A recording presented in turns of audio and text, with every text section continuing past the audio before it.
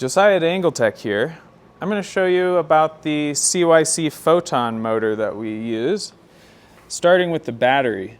So the first thing to know is this power switch on the battery has to be on for your system to be turned on. The 0 is off, the 1 is on. You can see it's located right next to the charge port. When you go to take this battery off, depending on how the battery is mounted on the frame, the lock may not be visible. And so it is always opposite of the button on this corner here, which at the moment is on the back side. So I got to reach around here to get the key in. These batteries self-lock, so you only need the key to unlock it. So I'm going to hold the key turned and then push the battery from the front end, which is the end with the wire coming out. So you can see it's just these 8 little tabs here that lock into place. So when you're putting it back on, you don't need the key anymore. You can just line up these 8 tabs, push it into place until you hear it click, and then you want to give it a little tug to make sure that latch is locked into place. So once you've verified that your battery switch is on, you can power up the system by holding this button underneath until the screen lights up. Now that the screen is on, you can see a few different things here. So we have your speed here in the middle. You've got your assist level, which 0 being only your pedaling, 1 being the lowest setting, and 3 being the highest. Up here we have the clock, and then up here is the voltage at the very top of the screen. This is going to be how you monitor your battery life. This little indicator around the side is just a very basic indicator of battery life, but ultimately you want to go by the voltage, which is going to be full at 58 volts and empty at 45 volts. This little symbol here indicates the system is in street mode. So there is a street mode and a race mode that have 2 different profiles that you can change between in the menu. So to get an assist level, you're going to hit up on your arrow key here. 1 is your lowest. Right now 3 is the highest. It can also be set to a 5 or 9 level system if you want to space those increments out a little bit more. The throttle over here is functional only if you're in an assist level. So if you're in 0, it's not going to work. It's going to be proportional to the assist level. So if you're in assist level 1, it's going to be very gentle. If you get up to the high level, it's going to be a lot stronger. If you select this mode, if you just hit this mode button, it cycles through a few different screens here showing some different information. So there's just 3 different screens to go through. So just hit this until you see something you want to see. If you need to change anything like the time or any of the other settings, you can hold the M button only when you're not moving, and it will go into this menu.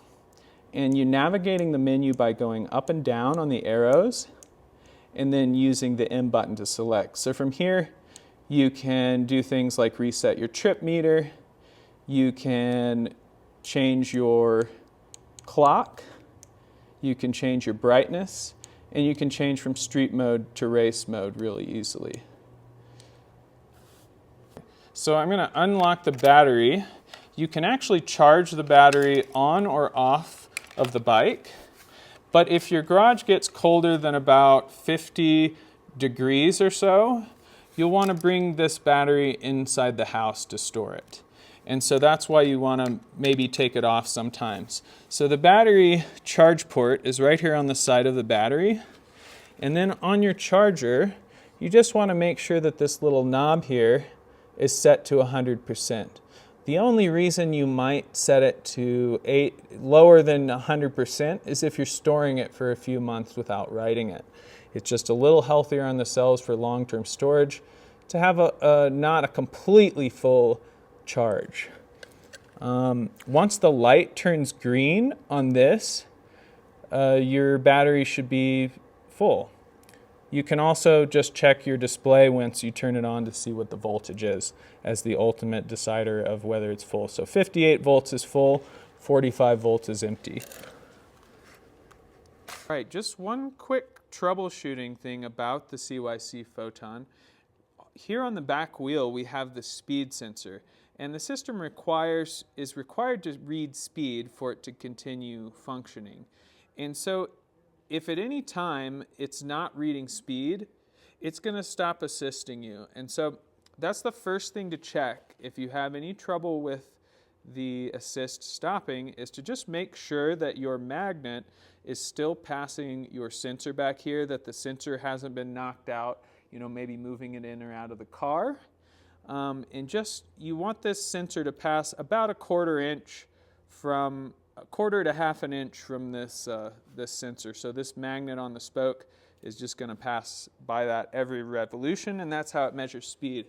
Another piece is if you have a problem where you can't get the trike to turn on, there are quite a few connections in line, and quite often when people are moving these in and out of their car, sometimes they'll snag a connection on something, it'll get unplugged. So the first thing to do is kind of go down the line of these wires and just make sure none of these connections have come unplugged. And that's pretty much it for that. Now, I just want to talk about efficiency of your battery when riding, how to get the most out of your battery. And so the first thing to get to get your most range out of your battery is going to be to proportionally use your assist level where you need. In other words, if you're on the flat, you want to be riding in the low levels. You're only going to be using those high levels when you're really climbing something steep.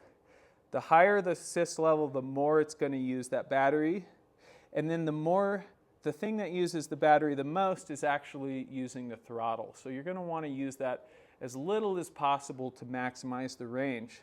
The other thing that's very important is shifting the trike. And so you still want to shift the drivetrain just like you would if it were a completely non-electric trike. So you still want to be in those low gears when you're climbing. You want to shift through the gears as you pick up speed, just like you would if it was just you powering it. And hopefully that's going to help you maximize the range of your battery. Of course, always make sure your battery is charged to full before you ride. It's always a good idea to bring a charger with you if you feel like you're going to go on a ride that is getting close to the end of your range of your battery.